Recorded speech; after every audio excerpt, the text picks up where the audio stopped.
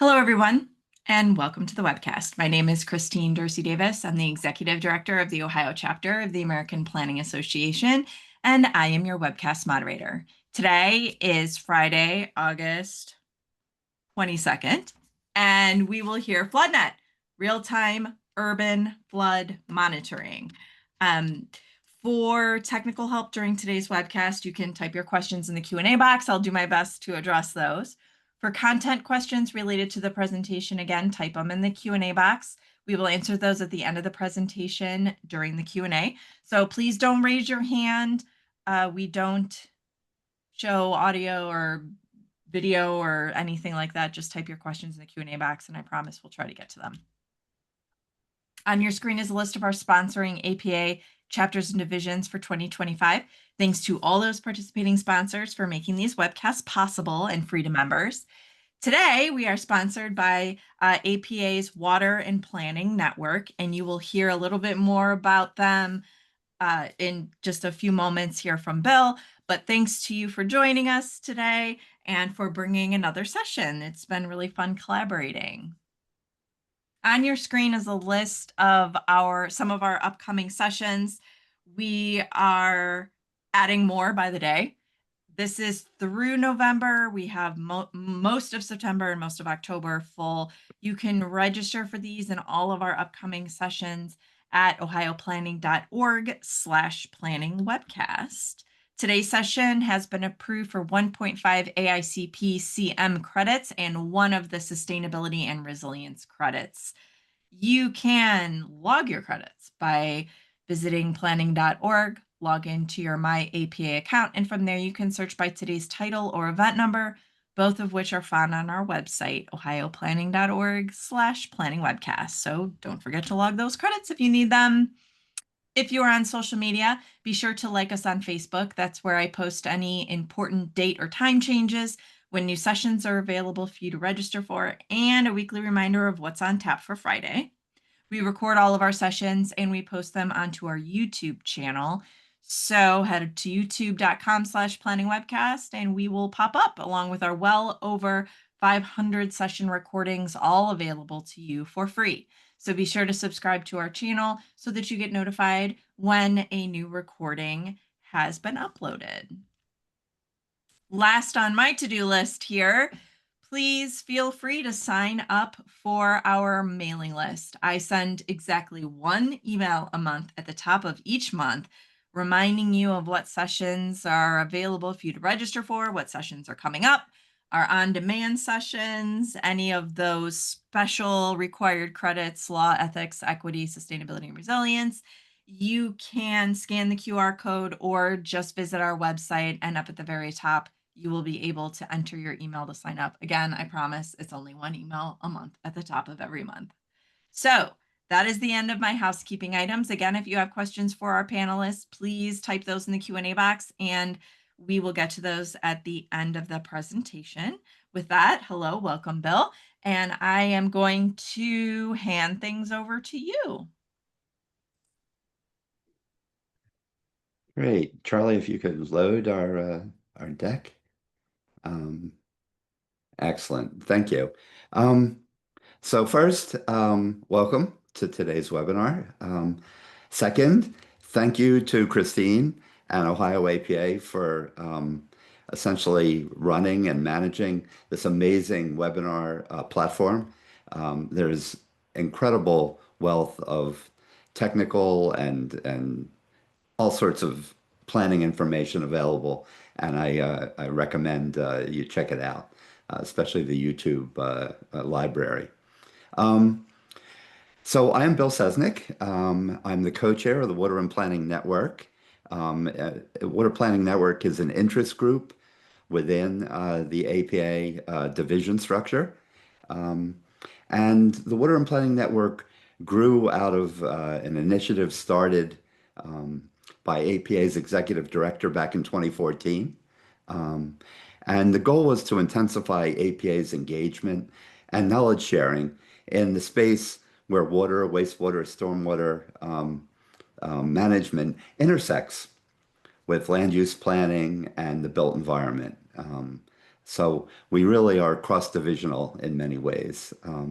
Water issues are especially important because of, the goals of APA with respect to sustainability, climate change, and resilience. So with that, it's a free network. You don't need to be an APA member to join. So tell your friends. And we have about 500 Water and Planning Network members. So if you become a member, what do you see? You'll probably get about 3 or 4 newsletters a year with technical information, references to conferences that are relevant, and other webinars. But basically, we try to expand the knowledge base for water management. We also try to host about 3 or 4 webinars a year, and this is one of them. So hopefully you will enjoy what you're about to hear on flood monitoring. Um, and you can follow us on Twitter. If you want to join, you can email that address, water@planning.org, and I will get a copy of that, and we will formally invite you to join the network. So with that, I'm going to turn it over to Manny, who is a steering committee member for the Water and Planning Network, but he also wears many other hats, and he will introduce today's speaker. So Manny, take it away. Thank you, Bill, and also thank you to Ohio APA and Christine for hosting us this Friday, August 22nd. My name is Manny Patoli. I'm an industry assistant professor with the Center for Urban Science and Progress at NYU Tandon's School of Engineering, where we focus on the intersection of applied data science and urban challenges. With me today, or with us today rather, is one of my colleagues and floor mates here in Brooklyn at 370 J Street, is Associate Professor Charlie Mydlarz, who is at both the Center for Urban Science and Progress as well at NYU Tandon, as well as the Music and Audio Research Lab at NYU School of Steinhardt School of Education and other things. I always forget the rest of it. Sorry for folks at Steinhardt. Apologies. He's been working in the field of urban sensing networks throughout his now, as we learned earlier today, 13 years at NYU CUSP, and leading sensing efforts around on 4 large government-funded research projects, ranging from noise monitoring to urban flood detection. So just in case you're looking at some other types of sensing within your municipalities or related field areas, please feel free to reach out to him as well. The FloodNet team is composed of researchers and practitioners at NYU, City University of New York, and other New York City government agencies working in collaboration with stakeholders and other constituents on the ground to collect and share data that contributes towards flood risk mitigation and building community flood resilience. The mission of FloodNet at its core is to develop tools for real-time urban flood monitoring, implementing these tools to measure flooding in New York City and hopefully your area too, and make flood data and monitoring tools available in a manner that is accessible and useful to all constituents, including residents, community-based organizations, government agencies, as well as researchers. So, Charlie, please inform us on FloodNet. Thank you, Manny. And first of all, thank you for the invite to talk. I really appreciate it. It's great to have so many people joining as well. So yeah, I'm Charlie. I'm a research associate professor at NYU. And as Manny said, 12, 13 years at CUSP. But my background was in acoustics. I kind of came into this world via acoustics to do noise monitoring. And then somehow it branched off into just urban sensing in general. But I'm really excited to talk to you today about the FloodNet project. So as Manny mentioned, it's a consortium of researchers, stakeholders from academia and the public sector. And we're really lucky to be afforded this opportunity to develop and run a project like this. It began back in 2019, where a number of researchers within NYU were doing some research into the microbiome of New York City. So if you don't know, New York City has a combined sewer system. So when there is heavy precipitation, the water runoff from the streets will combine with the sewer system at a certain level and then will then inundate the streets. So it would basically leave behind sewage waste on the streets, and their research was to swab the sidewalks after a flood event and then sequence that microbiome, and that would be a way of kind of understanding more about the genetic makeup of that waste on the streets. And they came to me asking for just some device that would like detect whether flooding had happened, just like a binary flood or no flood system. And from there, it just ballooned after we captured a few flood profiles from a number of high profile events in New York City, which I'll talk about. But we've since been funded by the New York City Department of Environmental Protection. But we work really closely with key agencies like the DOT, Department of Transport. They basically own the infrastructure on the streets of New York City. So without them, you can't mount any devices, you can't do much. And the fantastic teams within the Mayor's Office of Climate and Environmental Justice, they act as our agency whisperer. So they help us to integrate with new city agencies who might be stakeholders, and they're just fantastic partners to have. And OTI, Office of Tech and Innovation, they are always involved when there are smart cities initiatives like ours. So yeah, so I'm the tech lead from the NYU side, and we are excited to talk about FloodNet today. So FloodNet is essentially a network of sensors deployed across the city, mounted on existing street infrastructure over land. So a typical flood sensor network will normally be mounted over waterways. You've got USGS or NOAA tide or stream gauges that measure the ebb and flow of the tides, the stage of the rivers. But the difference between those and us is that we deploy over sidewalks, over streets, to measure flooding as it hits the city. So we currently have 275 installs deployed across the city. The aim of the project is to have 500 by the end of 2026. And this is just a blatant boast. It is the largest street level flood sensor network in the US, but it's one of those boasts with caveats, right? It's the largest street level flood sensor network in the US. There's not many street level flood sensor networks in the US. So, we can still say that though. So there's a map on the right. You can see that's actually our public data portal. So you can check that out at dataviz.floodnet.nyc. Our main website is at floodnet.nyc, and that links through to this data portal. But this is all of our data in real time, all our sensor locations. It's a double-edged sword having a public portal that's showing everything in real time, because it kind of just everything's open to the public, so they can see when sensors go down, when they may be noisy. I'm going to talk a little bit more about that later on. But it's been a really well-received platform that enables people to see data in real time, check out historic data from past events, and get a feel for how the flooding is in their neighborhood. Or it can also be used, or it is used for response or real-time response to flood events. So having been deployed now in some locations, we've got 5 years of deployed time on the sensors, and we've captured, these slides I created a few weeks ago, and we're up to 2,000 plus flood events captured now. As the network expands, we capture more flood events, primarily tidally driven, but then some really impactful pluvial like storm-based flooding.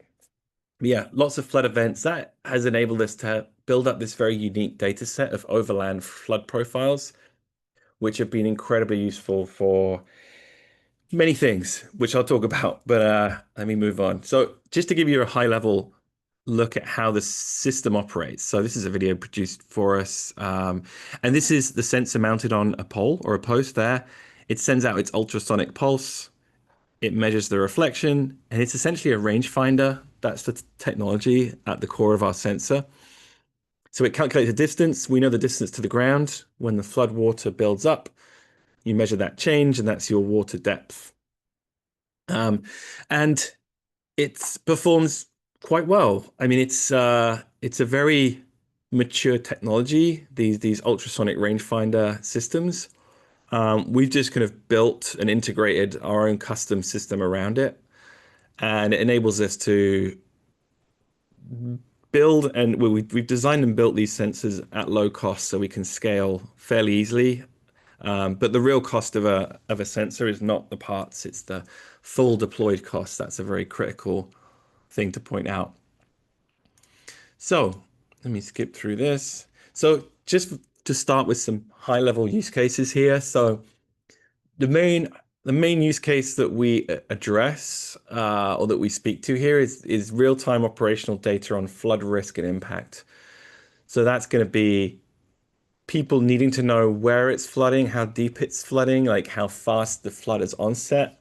These kind of emergency managers who respond to flooding in real time, they're the kind of frontline early adopters of this kind of technology because they have that immediate need.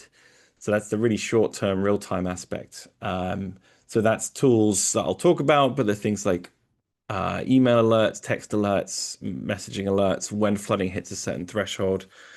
And they can then rally resources to get to these locations in time.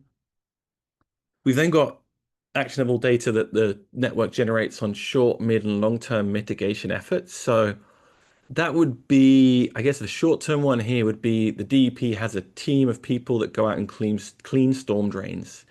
So if we deliver data that shows that a flood is not dissipating in a way that in a kind of quick manner, that would suggest that some kind of drainage issue is happening on the ground. They would send out a team, clean that drain. When the next event rolls in, you should see that profile become much sharper as the drainage is fixed and the water moves away faster.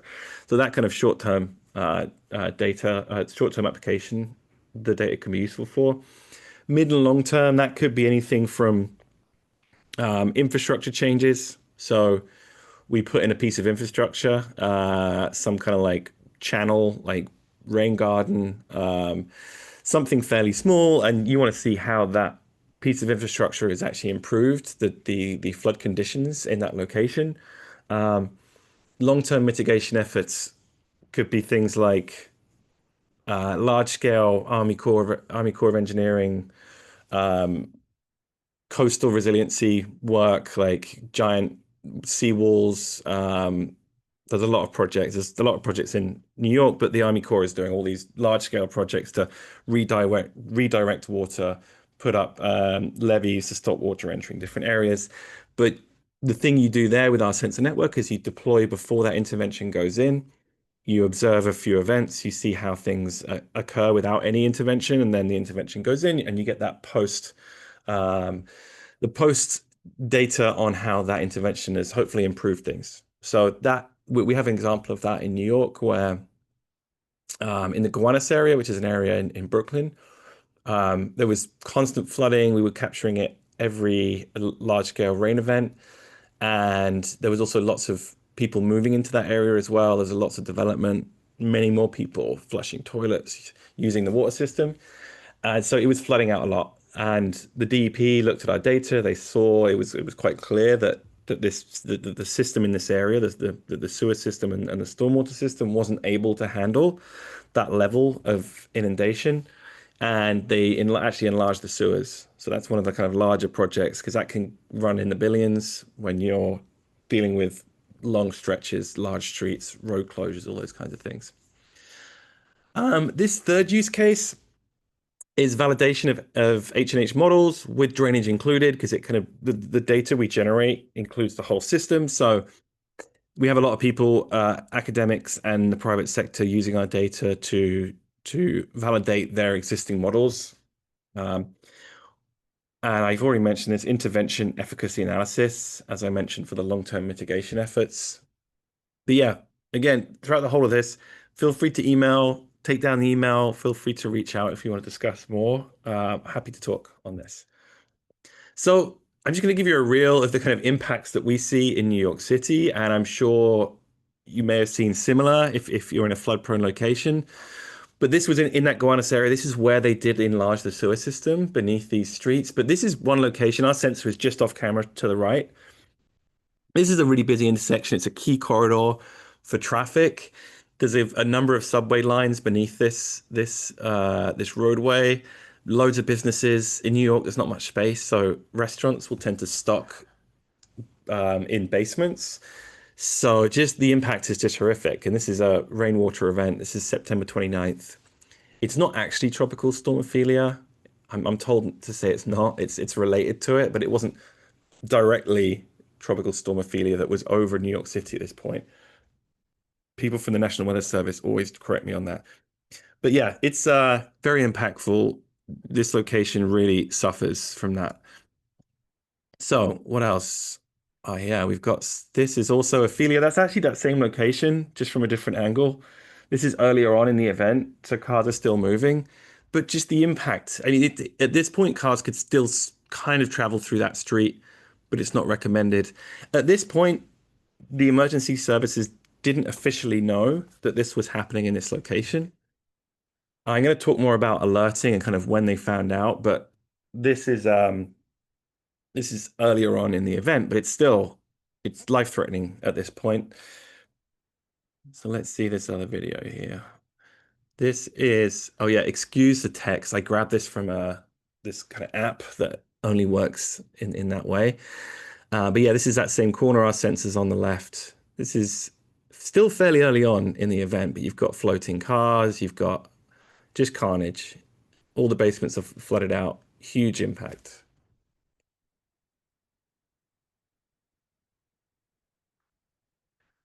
And this is how it happens. So the water itself is pushing up through the drainage system. So this is a precipitation event. So this is not seawater. This is the combined sewer system, which is then surcharging out through the streets. This is when you see the manhole covers launching when the pressure builds up, and it just fires up through these drains, as well as coming obviously from the rain from above. This is 714. This was a fairly recent event, right? July this year. This was very localized. This was only in the Bronx, I think, that we were seeing this kind of flash flooding. So it's hyper local. So it kind of amplifies the need for more large scale sensing across multiple areas. And the subway system really suffers from this. It just cannot take this level of water. And there's high voltage down there. It's incredibly dangerous. And what do you do? I mean, I think warning is a useful tool to try and mitigate impacts here, at least to stop people from going to different parts of the city that are being affected by flooding. So that was pluvial flooding. So this is our dashboard at DataViz. So this is one event. This is probably September 29th. Yeah, this is the Ophelia event. So in light blue, you can see the precipitation, and in dark blue is the data from our sensor. So this is a cloudburst event, lots of precipitation observed. And then you can see the flooding just builds up from that. I have some more plots to show you to kind of talk about saturation as well. But this is a typical trajectory.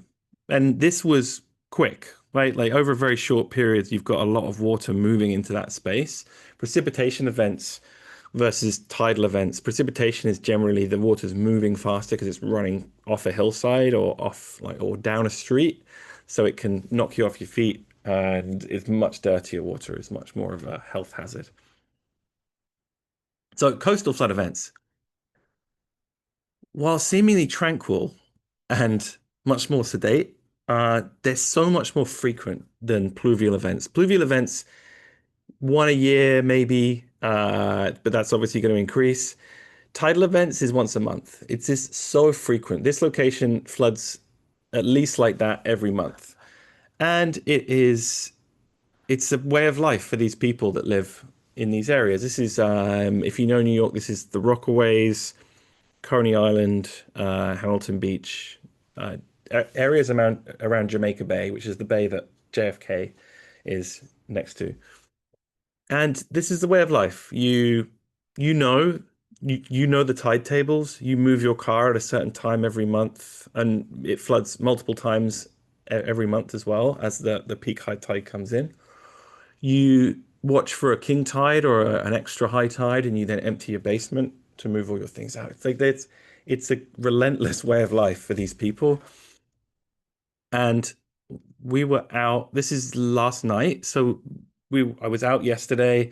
We had Hurricane Erin, which was moving up the East Coast, a few hundred miles off the coast, off the East Coast, but it was still so vast and so powerful that it was pushing storm surge back over to the East Coast. And a lot of places saw a lot of impact. New York didn't see as much as we expected, but still, there was some pretty intense high tide. So I was out yesterday driving around, maintaining the sensors, making sure everything was working well for potentially the incoming, like seriously high tide. But despite it not coming in as high as everyone thought, it was still deep. I mean, this is one location, this is about 2 hours before the peak high tide, and the water was flowing through this person's garden onto the street here, through this garden to the right.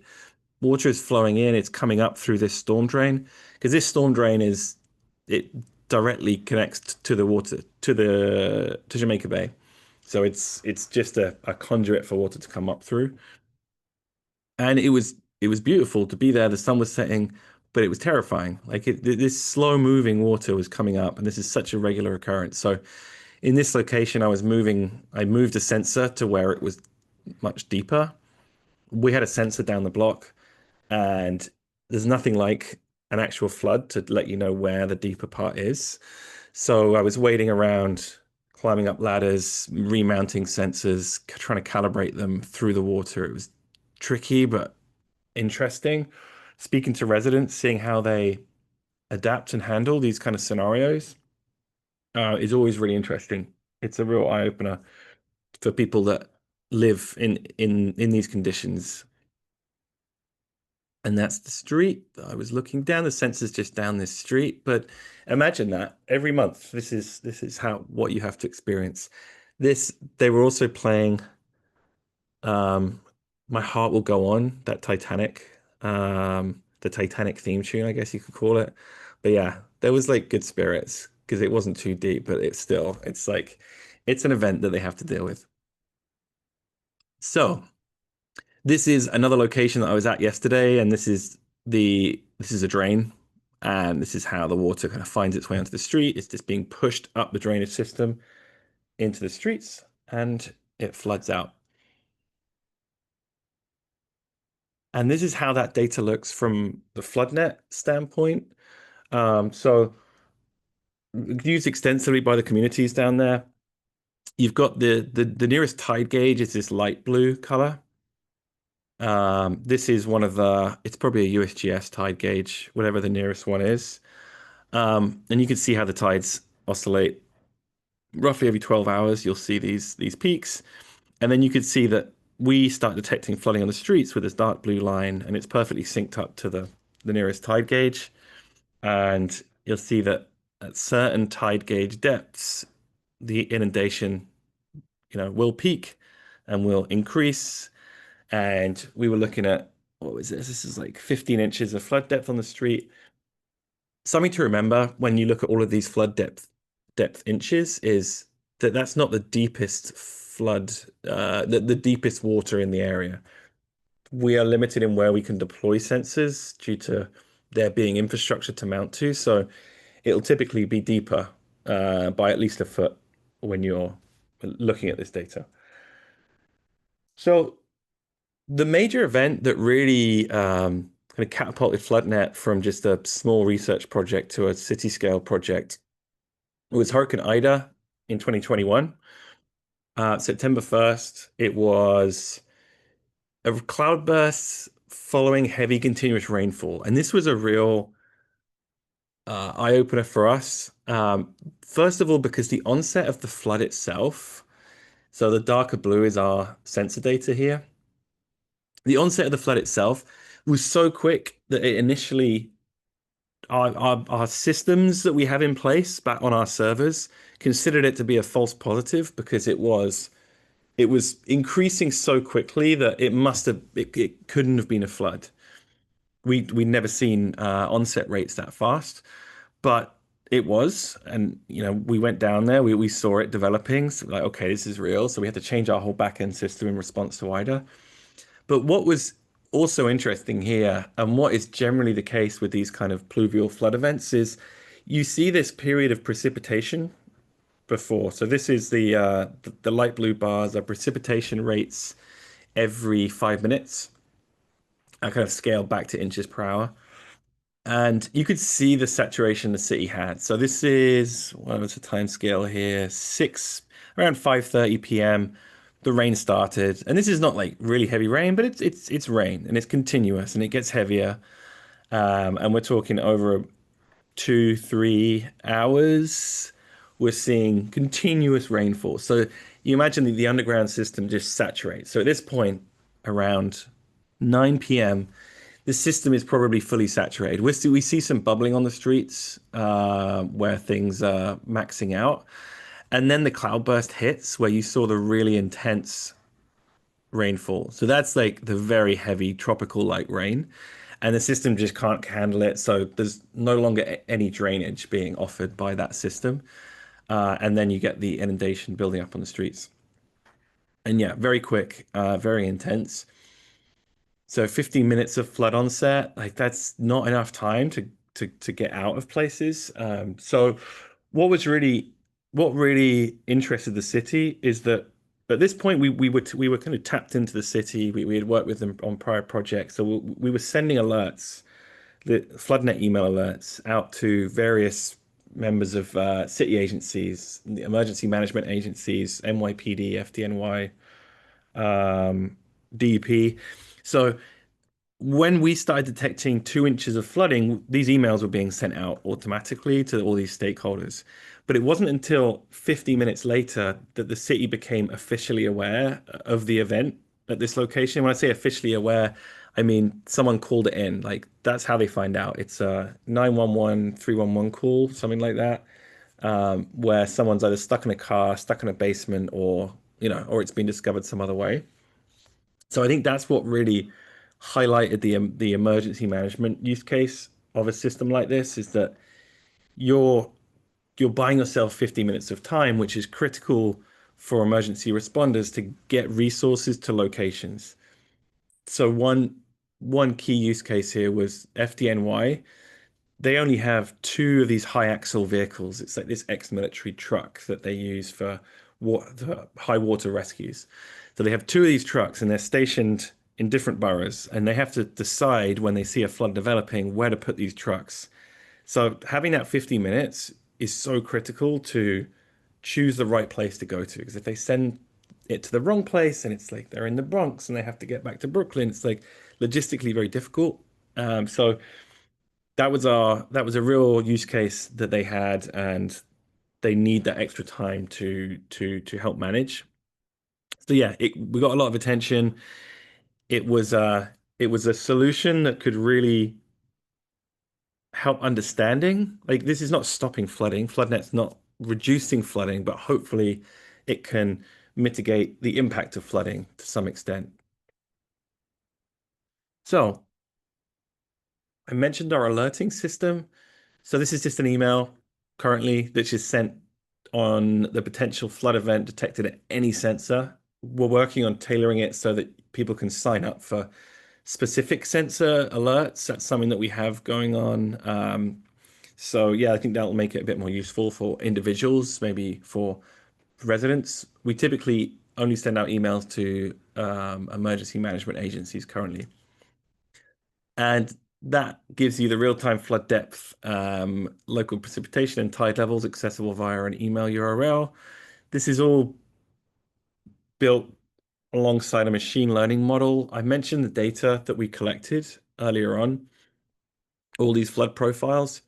We've developed a fairly robust machine learning model, which essentially is a flood detector. So it's shown different data points, and the system returns some confidence whether those sets of data points are part of a flood or not, and it helps us filter noise. I'll talk a bit about that later. And this is the details of the alerting. I don't think this is very important, but it's we have a number of stages to alerting. This kind of system, if you spam people too much, you can very quickly, your trust will be lost with your stakeholders. So if we're sending out loads of false positives, that's not good. It can become noise, especially in these kind of emergency response situations. and it reduces trust. So we want to be very careful not to oversaturate people with alerts, but at the same time, you really want to minimize, ideally to zero, any false negatives. You shouldn't miss events. It's okay for some false positives, but you want to try and minimize those too. So we have a number of stages and checks, and the machine learning model can, does a final check, and then there's like a wait period to make sure that this is truly a flood event. Because yeah, it can really erode trust if you're just pinging people all the time. And yeah, this is being tuned all the time as well. We're trying to fine tune the alerting system to kind of optimize on those two criteria, false negatives and false positives. And this is how the email looks. And then we have a URL. I'm going to just actually click on that so we can open that up. So when these alerts get sent out, this is a dashboard that will come up, and I'm sure that's looking incredibly small. Let me just enlarge this a little bit. So this is showing the last 7 days. Let's do the last 24 hours. This was yesterday's high tides. So on the map, it shows you in green where the sensors are that picked up flooding. We also got some inland flooding, which is interesting. So these are mostly tidally driven. So you can see different profiles for different drainage patterns there. We also have the tidal stations. These are the USGS or NOAA stations overlaid, so you can see how each one aligns. There is the system in New York. You see high tides earlier in this area, and then as water pushes up the East River, you see a later high tide up through the bay up here. But yeah, this is last night, and this is today. This is earlier today. Yeah, we just passed the flood event here. And these are really critical events. Like Brookville Boulevard Snake Road is a road that it's in the middle of a marsh, and it becomes impassable during flood events, and water moves very quickly across it. And there's been many fatalities down that roadway when it's flooding. Water just pushes cars off the road, and cars lose control because they can't see the road when driving through water, and they just drive off the edge of the road. And it's a really dangerous place to drive when it's a high tide. But yeah, this has been really useful. So this is public facing, but mainly agencies use it. And we have a couple of links here to look back at past events. So the event from September 2024, this is just loading here. Let me try and load Ophelia. Yeah, this is Ophelia. I think, yeah, September 29th. Yeah. So actually, Ophelia was similar. So precursor of lots of rainfall saturating the system, and then a cloud burst that dropped, and then you saw all this flooding in all these locations, mainly inland because of the fact that it was pluvial as well. So yeah, this has been really well received by various city agencies. This also updates in real time, so you can like watch events as they happen. Yeah, this also coincided with high tide events as well. So you got some coastal flooding there. You can see these these tide gauges were at high tide as well. Carroll and Forth, that peaked, that was peaking at about 36 inches. That's that location in Gowanus I mentioned, and we've seen the images from. Yeah.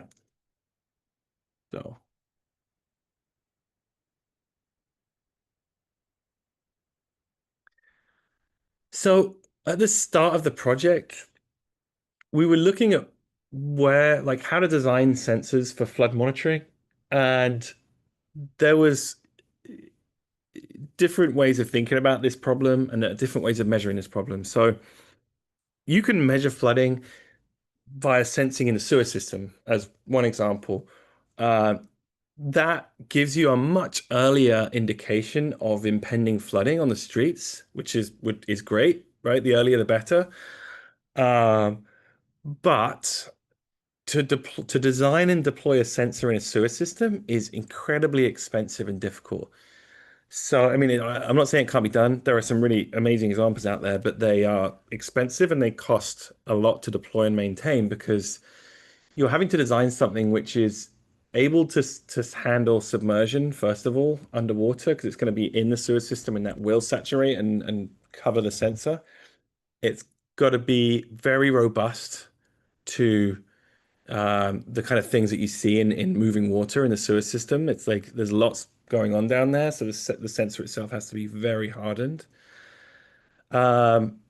Also, your powering system, like how do you power a thing that's in a sewer? Like it probably has to be battery powered, so then you have to change batteries at some frequency depending on how often you sense.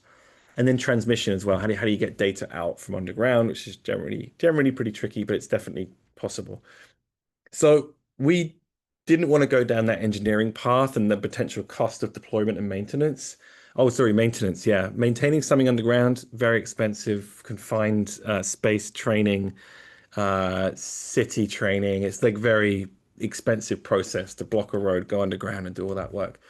So in the FloodNet case, we wanted to remove a lot of those potential issues and go with an overground sensing solution, something that's above ground, can leverage, cellular networks, various transmission networks, and the sun for solar power. So I'll talk about some of these things, some of those benefits, but something that you get when you go overground is you lose a lot of control because this is public space that you're deploying sensors on. So we had to really think hard about our data processing pipeline because these mock-up profiles at the bottom show you the kind of data that we see constantly. So a flood, as you imagine, it starts, it has an onset rate governed by the rules of physics, like how fast can water move into a place. It peaks and then it drains, right? So that's a kind of typical flood profile.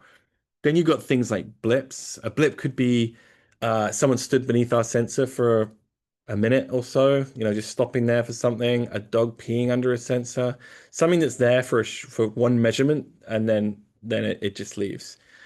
Then you got boxes, which could be something like trash bags, as you can see on the right, or a child's desk that appeared beneath one of our sensors. That was so frustrating because it just sat right underneath it and showed up as a box, which is just like a quick onset and then a flat surface, and then it went away when it was taken away with the trash. Or something like pulse chain, which can be just foliage growing beneath our sensor, a bike locked up. The sensor will keep measuring to the ground and then to the saddle, for example. So there's a big data processing challenge that we had to overcome. And we do that in a number of ways. We have a number of filters that look for unrealistic onsets like gradients. They're really effective at removing things like blips and boxes. For more complex noise, like a trash bag that might be moving in the wind, it won't have a flat top, right? It's going to go up really quickly and then it's going to oscillate a little bit around. That's really tricky to filter, but that's where the more advanced processing comes in, like the machine learning models that we've basically, it's a supervised model, and we just give it many examples, thousands and thousands of examples of floods. Also, we take real flood profiles and warp them and twist them. We do something called data augmentation, where you just twist and flip flood profiles, stretch them in all directions, and then feed them into the model and say this is also flood, because floods, they do have a specific profile and they can manifest, elongated or just stretched in amplitude. And we also train the model with noise because we have a lot more noise than we have floods in our data set. So we can give the model hundreds of thousands of noise examples and say, this is noise. So it starts to learn the trajectories and like what floods look like and what noise looks like. And it's been really effective at removing some of the issues that we see. This place on the left is terrible. This became a dumping ground. There's really nothing we can do. Like in a situation like this, you can try and fence off an area. You can put signs up, which we do, but you're at the mercy of, what happens on the street. It's kind of out of your control, but that's the price you pay for going above ground. Here's some other locations. We have signage that we mount beneath every sensor. The newer version has a QR code on it, with information on what we're doing, why we're doing it. And this has been incredibly helpful. And we think in some way to we think the signs also reduce vandalism and trash being thrown um, beneath the sensor. We have additional signage that says, please, no trash, no bikes to be locked up beneath. And I'll talk a bit about this later, but bringing the community into the into the deployment process of the sensors and kind of ongoing outreach to them, we think has been really helpful in reducing issues with noise, caused by trash and things being placed beneath the sensor. But I'll talk more on that. So we have a lot of data as well that we generate from the project. So we have the data viz platform, the public facing dashboard. We create these really cool neighborhood reports, which we partner with another group on this, and they create a quarterly kind of flood summary for different neighborhoods. So, the some of the flood prone neighborhoods, let's say the Gowanus neighborhood, a report will be created every quarter with the last quarter, that quarter's flood events through user generated photography, FloodNet data showing how deep it got and where and over what period. And that's been really helpful a tool. And that's just a printed and mailed piece of paper that goes out. So it means that people don't need to use computers to access it. It's just a physical thing that they can either be sent or pick up in a community center. So CSV daily data exports and API. We have the raw data is sent out. We have a number of active users. That's generally like academia I say is the main user for that because it's like kind of raw output data.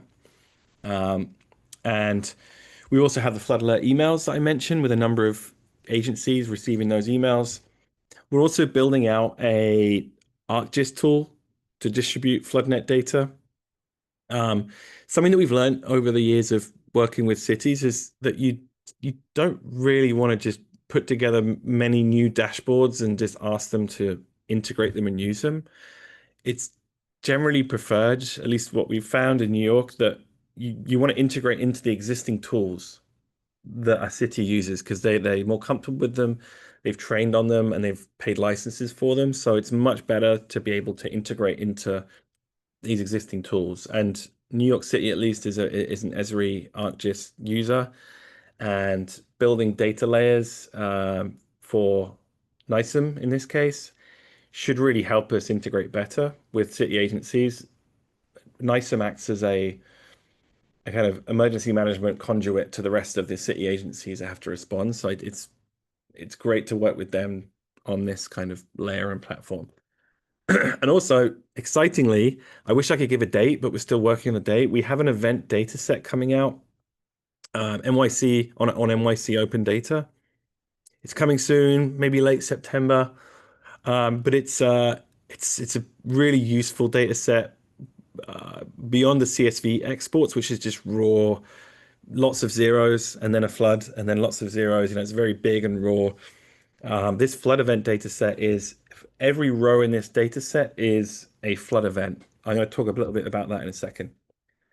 So yeah, now I can tell you about the sensor after talking about all of that other stuff. Maybe I should have spoken about this earlier, but the sensor itself, the hardware, it's fairly accurate. It's a bit more accurate than plus minus 25 millimeters. Actually, it's probably more like plus minus 5 millimeters of accuracy. It collects and transmits measurements every minute. Some sensors we can change that frequency. Like it'll always collect a measurement every minute, but it doesn't necessarily have to transmit a measurement every minute. During flood events, absolutely it will. But during dry days with no tidal flooding, no rain events, we don't need to transmit every minute. We're a battery solar powered device, so power consumption is key. So you could send every 10 minutes, every 30 minutes, every hour if you were sure there were no pending events happening. So the key feature of this thing is that it operates independently of existing power and networking infrastructure. It means we can mount it to this much more common infrastructure, like these, they call them drive rails. They're these kind of green powder coat posts. Some people call them U channels, and they're used to hold parking signage, typically in New York at least, and they're everywhere. So you typically find one of these fairly close to a low point in the street. So that's where we mount to. If we needed power and networking, we'd probably have to be on light poles, which would involve drilling the light pole, running power, managing that relationship. It would be much more difficult, much more limiting. And they've been designed to just operate autonomously for long periods of time. We've had sensors running for 5+ years now, some without any visits. So you're really trying to minimize the overall cost of the network. And the way to do that is to not visit sensors, and for sensors to operate without any intervention. So in terms of cost, they're about $250 in parts. They're Yeah, I mean that's obviously not the full cost of the device. It's a lot more. You have to deploy them and you have to maintain them. But yeah, fairly cheap so that the maintenance process for these devices, rather than having to field, debug, and repair, you just swap them out. Just super quick. Swap them out. You bring back the old one, refurbish it if needed, and then recycle it back into the system. So you can do a sensor operation in about 20 minutes. This is what I was doing yesterday, and I was trying to time myself to see exactly how long it took. And it was like a 20-minute process from parking up to driving away. You just pop the ladder, go up, replace, do some back end stuff before you drive, and then you're out in 20 minutes. Because managing a system like this, when it scales up to the level we're at, it's all about optimizing the procedures. If the maintenance gets away from you, your sensors are going to drop faster than you can repair them, and the stakeholders won't be happy. So as I mentioned, it's an ultrasonic sensor, transmits wirelessly. We have a very small solar panel.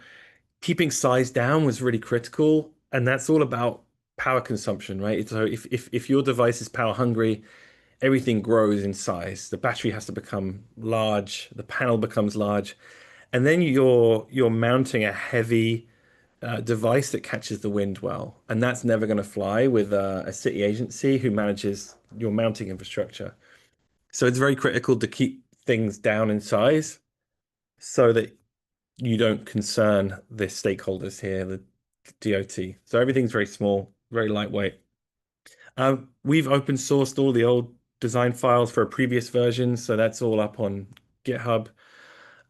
It's brilliant. Like people have been using the system across the world. There's like 8 or 9 groups across the US that have built and deployed sensors that have used our designs.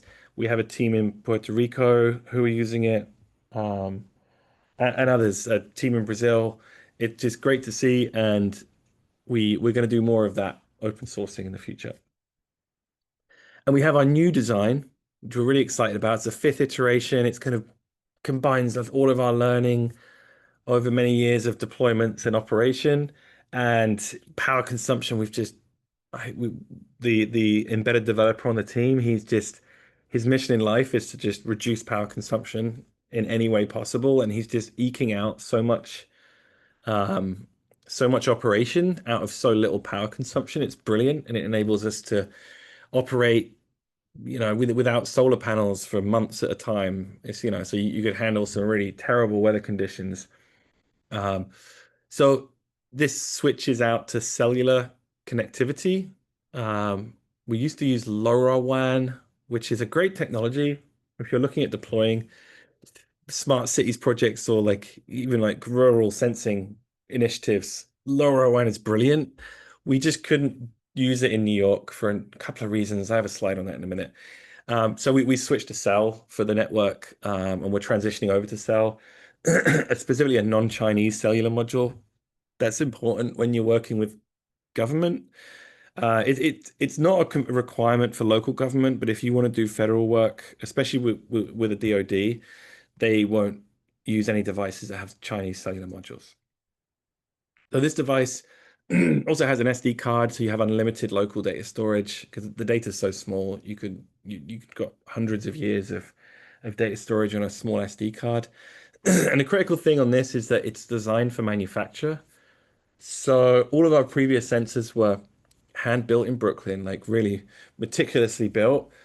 but it's just not sustainable as you start to scale. So we have this new sensors are built, the PCBs in China, but we're shifting all of this to Canada, and then we have the mechanical assembly done in Canada. So we're hoping to get everything done in Canada, and then New York State actually after that.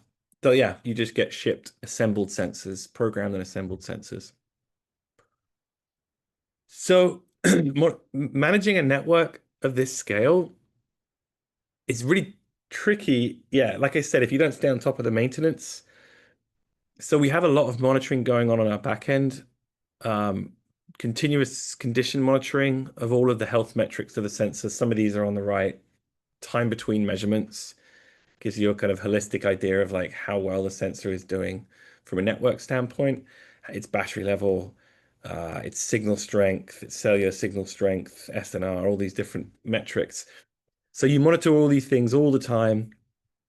And we have an alerting system set up so the field and dev teams can be aware of when a sensor is trending into a failing state, because you're really trying to minimize the times when you have to physically drive out and visit a sensor. A sensor, in some cases, will just go offline, vandalism, um, some catastrophic power issues, water ingress, those kind of things. But there are many cases where a sensor will trend off normal, and there'll be a period of, I mean, it could be hours, it could be days, it could be weeks or even months, where you've got a window where you could potentially fix that device remotely. If it's a firmware issue, if it's having power issues, you could change its power strategy. So you just we're just trying to stay ahead of these issues as they develop. Because we have a field team of two managing the network, and if we didn't have these systems, we just couldn't keep up. Because the field is it's this you've got less control over what happens out in the field. But yeah, we have a lot of remote diagnostics tools and abilities to push updates to sensors and have them adapt and change their strategy to stay online. So I mentioned LoRaWAN as a technology. This is how our sensors communicated with us back at our servers originally, and still some of the network is LoRa based, and that LoRa stands for long range wide area network, wireless area network. And in a nutshell, LoRaWAN consists of a gateway, which looks like the device on the right, which is mounted on a building top with power and an internet connection and a big antenna.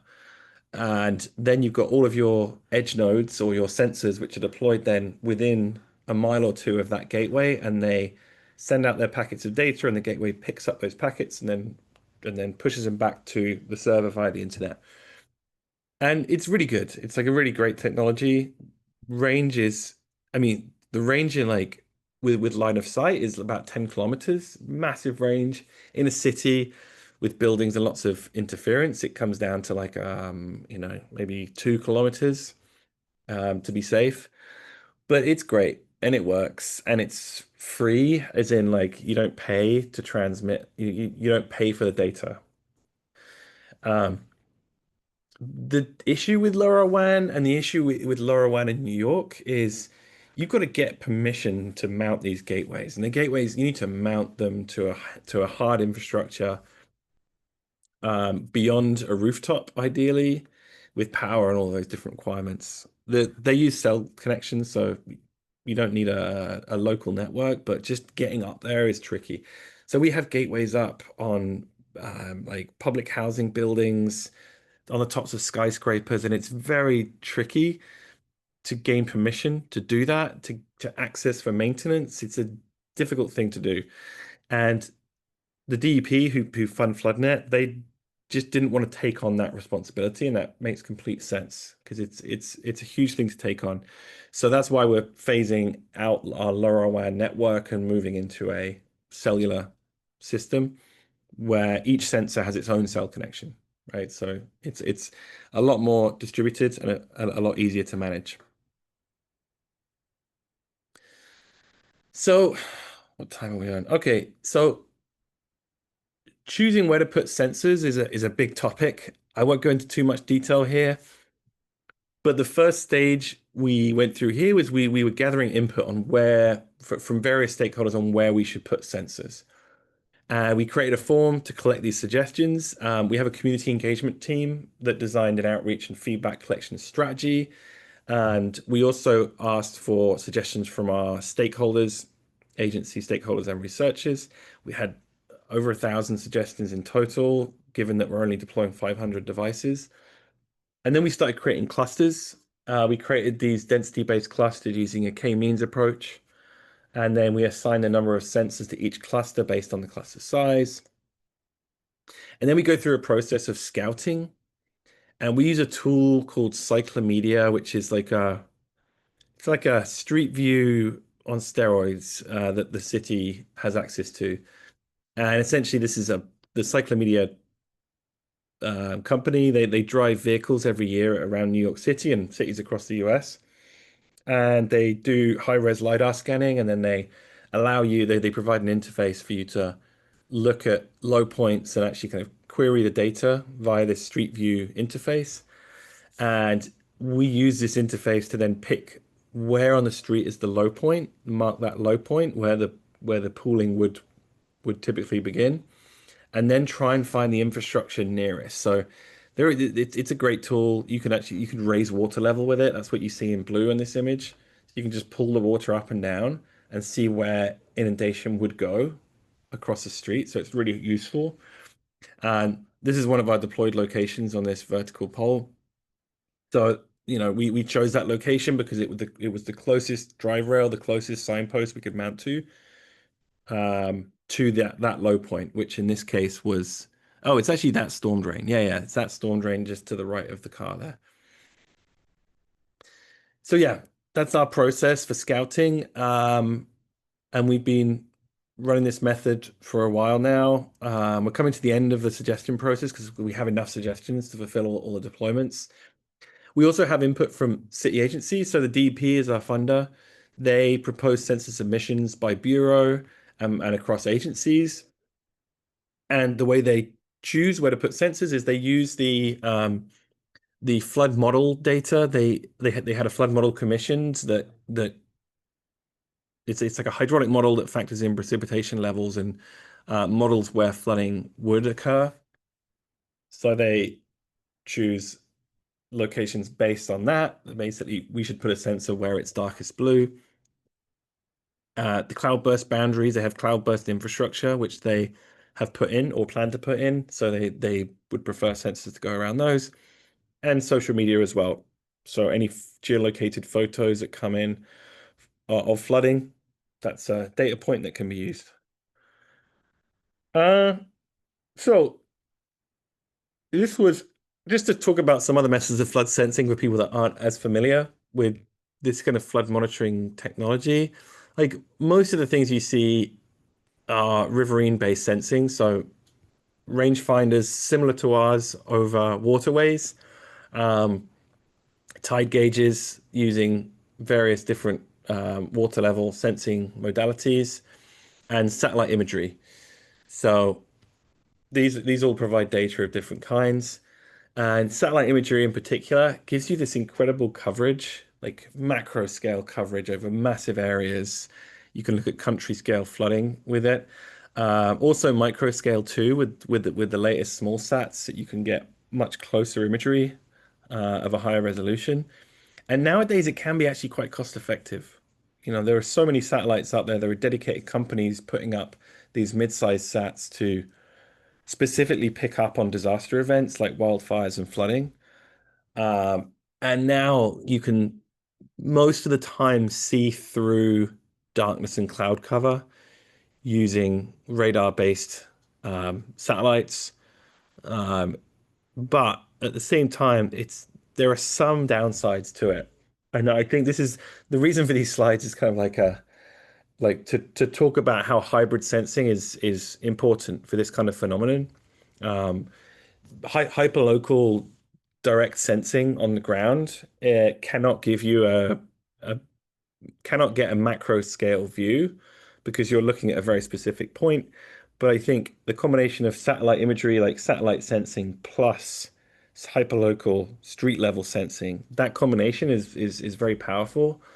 Because the street level sensing overcomes some of the drawbacks to the remote sensing, like such as satellite imagery. In New York, especially, satellites, it can be tricky for satellites because of the street canyons and the tall buildings. You have to get a picture directly above a street location with the camera pointing down to not have things occluded by the buildings. And these satellites are also not geostationary. They're not positioned above a flood location. They're whizzing past. So you get snapshots at different times. So you might not capture that peak flood event that you would hope to, but the street level sensors do, but just in a different way. So the community engagement I mentioned earlier, we've got a fantastic community engagement team, and this has just been so pivotal in our expansion. So the community engagement team hold events to talk about FloodNet. They attend many tabling events to raise awareness, talk about flooding, talk about FloodNet, to elicit feedback on sensor locations, to inform people about flooding and about conditions in their neighborhood. And it's just been brilliant to really kind of raise awareness, let people know about the project, and have them input onto the development of the project as well. So I'm really proud of our community engagement team and all they work they and all the work they do. So I guess I'm going to finish up talking about our open data release. And just for anyone who's interested, again, I don't have a date just yet, but if you are interested, I can share data with you before it's released officially. Just send me an email at cmydlarz@nyu.edu. I could just send you CSV files. That's what I love about this data set. I can email it. Was before I had to send I had to host it somewhere because it was in the gigabytes. This new data set, it's a few megabytes. It's much more easy to manage. So each row of this data set contains one event, which is a flood detected by one of our devices. It contains a start time and end time of the flood, the time it took to reach peak, the time it took to drain, and that kind of key value of max depth. But also it does contain a JSON array of time depth pairs, so you can reconstruct the flood profile as well. This data has gone through our auto flood labeling process. Plus, we have a human verification stage, so it's kind of very clean, the data, and it's updated every 2 weeks. So open data gets a new push every 2 weeks. And this is just to explain the metadata of our open data, 250 plus sensors, lots of flood events spread across the 5 boroughs. This shows like the huge bias of coastal flooding that we see. So pluvial events, sure, they look great on camera. They're really, you see these like inner city intersections filled with water, obviously very catastrophic, but they don't happen nearly as often as the coastal events. And this data shows that, like the Queen's coastal events, driven mainly by these sensors, they're the vast number of flood events that we've seen. Coastal flooding just monthly. It's just a continual flood condition every month in these coastal regions versus inland over the same period. Far fewer, potentially more impactful, deeper, but just fewer. So here is our network and how has it grown over time. I want to show you what flooding looks like. So just to give you an idea of the profile of flooding, this is one of our favorite sensors at Beach 84th. I was there last night. We were trying to get it back online. And you can see the profile at this sensor. It's got a fairly typical onset profile. It has an issue draining when it gets quite deep, but it tends to drain away fairly well versus sensors like Ditmars and Hunter. This is a really interesting location up in City Island in the Bronx. There's like a seawall that holds water in. This gets compound flooding, so when it rains, it tends to flood, and then the high tide comes in. So you see these really interesting profiles. This big flood event here was obviously, I think it was probably a rain event that we like brought on the flooding, and then the tide came in. And then, we're talking 14 hours of water on the ground, so that's pretty impactful. Flood depth versus duration. Most flood events are within 6 hours of duration and kind of tend to be less than a couple of feet deep. But you see some really incredible, like, okay, let's see this one up here, 40 inches that was present for 11 hours. Like that's a very impactful amount of time. Major flooding, yeah, driven mainly by these pluvial events. So the pluvial events tend to be deeper. Ida, there showing the onset rate, just the speed that that water came in at, very dangerous. And then that Ophelia event captured across the network. The network's been growing over time. So, at this point, the network wasn't as deployed as it is now. And again, this is Ophelia on Staten Island.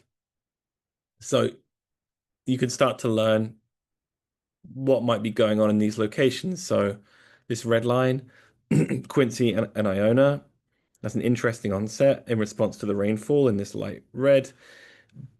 You can see it peaks here, but then has a long tail drain. So there's some drainage issue there. So let's say you can start to translate this data to actionable information that can be used by municipalities and agencies to try and address these issues. So I guess, yeah, what's some of the final points now? We've been looking at how FloodNet can be translated to different locations. We talk a lot about New York because that's where we're focused. That's where we're funded to develop this and develop and deploy this system. But we've actually just come off the back of some research where we interviewed 100 people, mainly from the public sector across different cities, counties, and states in the US. And we were trying to find out how translatable this technology is to different locations outside of New York. And the kind of high level findings are that we found that real-time flood data is urgently needed and desired, especially from large scale cities and counties. And EM departments and DOTs are looking for tools that inform these decisions in minutes and not days. So these emergency managers are likely the best positioned early adopters of this kind of technology. And larger flood-prone cities and counties are the most likely to adopt because they have larger budgets, more capacity, more exposure to risk, and potentially more readiness to pilot. And the things that these stakeholders look for is just data consistency and reliability, um, user-friendly interfaces, but also in some cases they just want to integrate data streams into their existing workflows. And costing is a huge thing. Okay.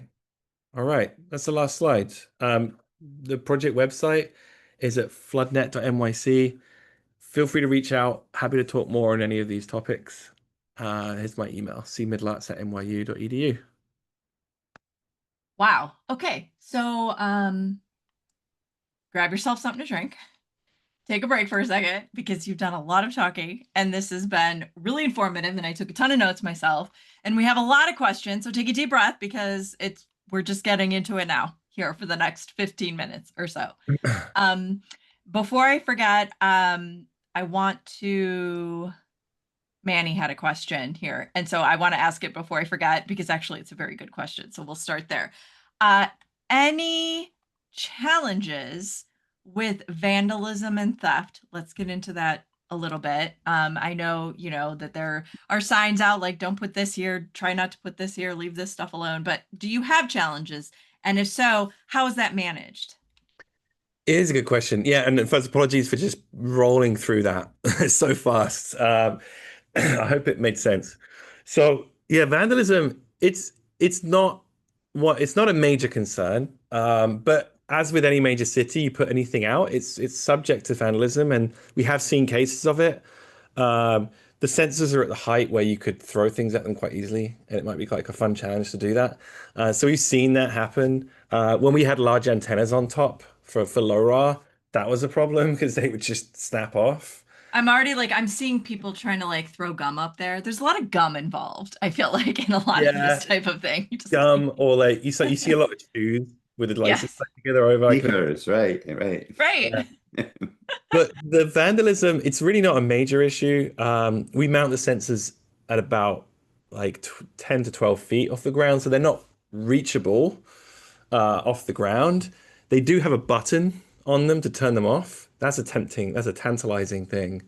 So we had some cases where someone's obviously climbed up and just turned it off, which is the more gentle vandalism thing, but equally annoying because we have to go out anyway.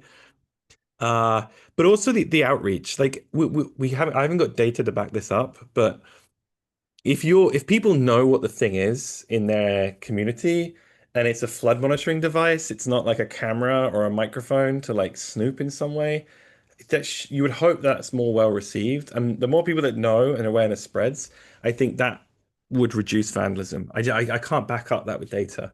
But if we would like to hope that people would then care for the sensor if they knew it was doing them good. To that, would the city support the addition of downward facing cameras to see whether something is blocking the signal? That that'd be nice. I mean, we've been quite strict actually on in FloodNet that we won't use cameras to maintain privacy and to our sensing tech is it's a ultrasonic pulse. Um, and we have iconography on our signage that tells people no cameras, water levels being detected. But the city does have a network of cameras that are the traffic monitoring cameras. So there's talk of using those camera feeds to try and detect flooding. I mean, they're obviously in limited locations, but they are on the major arterial roadways, the interstates into the city, which do flood. So there is, I think that as a subset of flood monitoring tools, they're really good. I don't think there's enough overlap with our devices to use them for kind of QC. Yeah. Okay. This is a good question. I thought of this myself. So is there a way to close off inlets from taking in stormwater surge during flood events from the source itself so that during the events they don't have the water bubbling up? Cities do that. Chicago has an active system. I think they have an active and a combo, like a system that they can manually actuate, or that is also just a passive. So it'll block water coming out. It'll take water in, but like a one-way valve. The MTA now in New York has the ability to close off inlets. I can't remember if that's active, like if they can remotely do that or it's a manual thing, but in response to all of these videos of the gushing water coming through the ceiling of the subway, they can close those things off now. But yes, like different cities have different systems. But as far as I know, New York doesn't have a huge number of those tools, but I might be wrong. Okay. Also, folks, make sure you take a look in the chat box. I forwarded along several links, everything from the Water and Planning Network information to research from NYU to the FloodNet New York City site. So everyone, make sure you take a look at those if you haven't yet. This question: do you incorporate an estimate of street level depth if the monitor is measuring depth just below it that is not the street? So measuring at a sidewalk.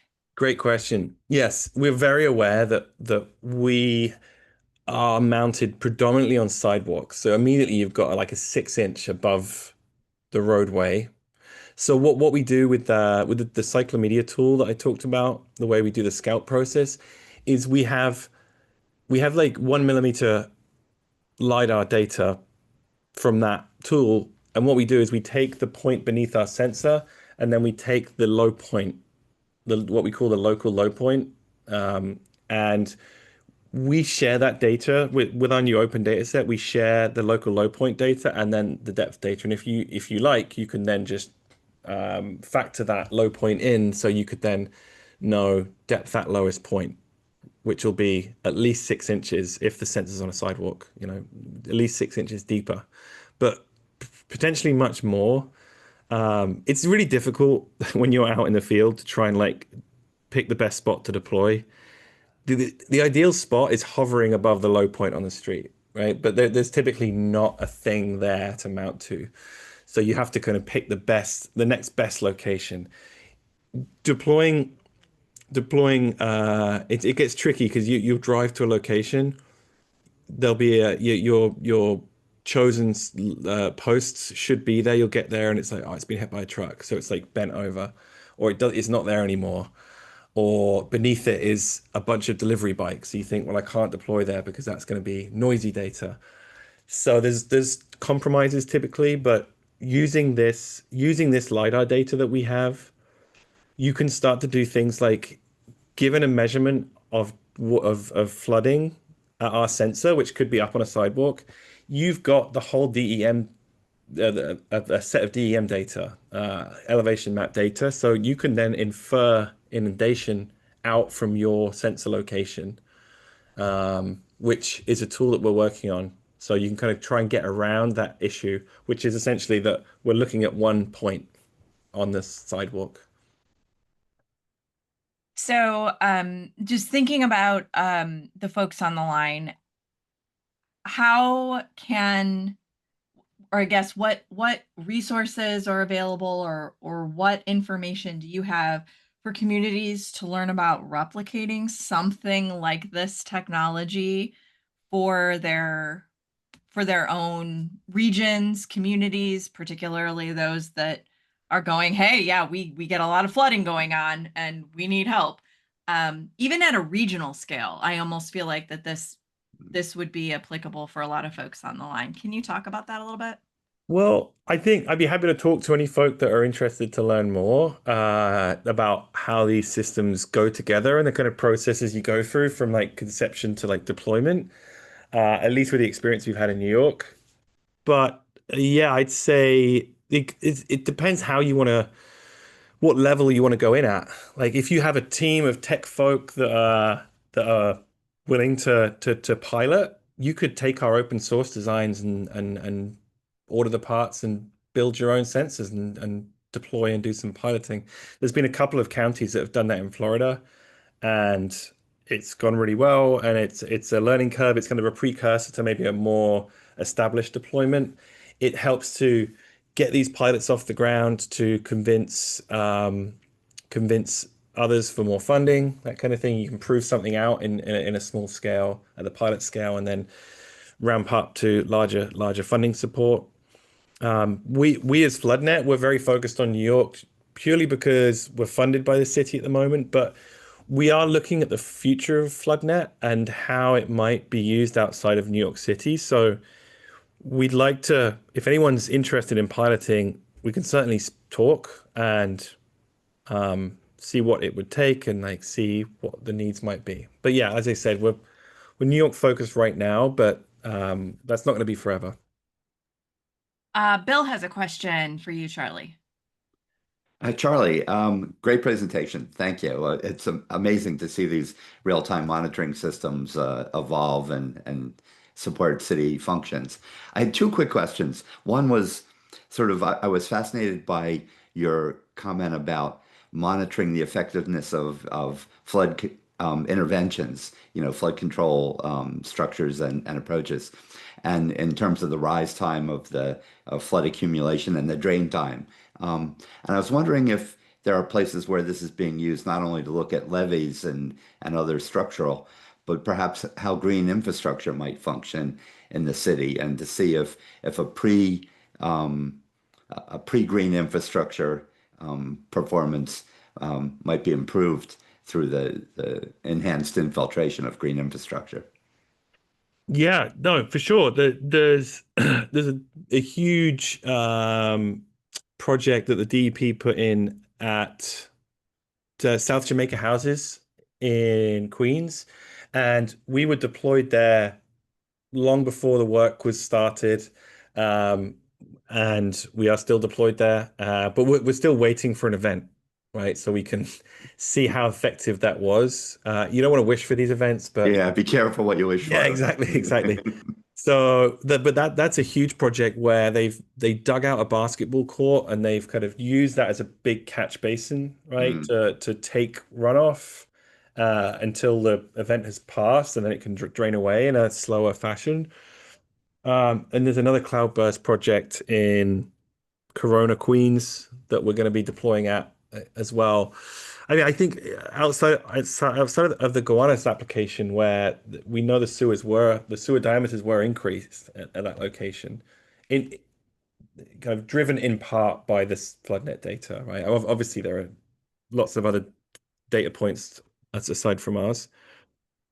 But yeah, we do see that as a strong use case for FloodNet, and we want to see more of it. It's just you have to be when you're talking about large scale infrastructure like that, kind of to capture those 5-10 year events, there has to be longevity. So you have to deploy before, capture Right. as many events as you can. If the events are once a year, you're going to be 3 years up. Then you're going to get the post mitigation periods to prove efficacy and to evaluate efficacy. So you're talking like it's maybe a 6 year timeline. So it's going to speaks to the challenge of funding these kinds of Yeah, initiatives. long-term funding. Yeah. Yeah, because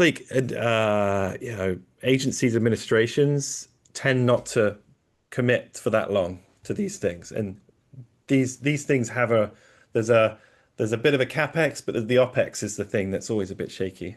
One other quick question, and that is that I work with Philadelphia on an application where we try to look at flood prediction using NOAA's Advanced Hydroelectric Prediction Service. And I'm wondering if you've coupled your data collection with Weather Service information to see how whether profiles of certain storm types or other things might improve flood prediction. Because while it's real time gets you up on the curve in terms of hourly response, it would be nice to know the day in advance so that you could evacuate people from ground level apartments, for example. Yeah, we're craving that kind of research because we've just been so focused on the engineering of the FloodNet system. Yes, yes, We just haven't had the enough opportunity to work on all the kind of analytics we could do. We yes, we right. did start somewhat. I'm trying to scan through and find a slide that might help me make this point, but I'm not going to find it. So we have started looking at things like not predictions, but this could speak to predictions. So for all the tide gauges, at what point, at what stage on that tide gauge results in street level inundation? And how does that translate, right? Like, how does that change? Sorry. So then you could start considering virtual sensors. So if you know that a certain tide level from the USGS or NOAA gauge results in street level flooding with a given elevation and a given hydraulic system, which is typically quite simple when you come to the coastal regions because it's just a pipe to a drain that goes to the waterway. You could start to give some level of prediction there. I mean, that's aside from building out models that uses the FloodNet data. But again, like that's one aspect of FloodNet is that we partner with the real domain experts. We share data, we work with them, and then they can do this fantastic work from their domain. Good answer. Thanks. I think just one point to both your points there is if you look at what happened in Holland, and I think it was 52 or 56, and my professors that I studied with there would be very upset. I can't remember the date. But the idea of that single event that took so many lives there caused the entire country to create this complex flood mitigation system, right? So it was a different approach, right? One event, let's never have it again, and invest that initial capex, and how does that also indirectly start creating jobs and also stimulate an economy? And then the idea of the digging out of the basketball court. If you look, I think it's Malaysia or Indonesia, I forgot which one, that kind of instead of having a parallel roadway for a tunnel, they stack them so that in a severe flood event, the bottom level actually serves as a spillway and help retain water, while the top level actually helps with still continue with traffic flow. Hmm. So there are these creative approaches towards having, a built infrastructure that can have dual purposes in that respect. I think we're at 2:30. We're over 2:30. I can't believe it. It's 2:32. This was a really great conversation. This is some really cool work. And we hope to see more of it. We hope, that something like this can become available and applicable to, others across the country that are facing these types of challenges. So again, thanks to the Water and Planning Network for joining us today. And if you need a certificate of attendance, I saw a question about that. You can just email me and I will get it for you. And don't forget to log your CM credits. and we'll have the recording up on our YouTube channel probably on Monday. So folks, thanks again for joining us. Have a great weekend, and we'll talk next time. Thank Thanks, you, everybody. Christine. Thank Bye. you all. Thank you.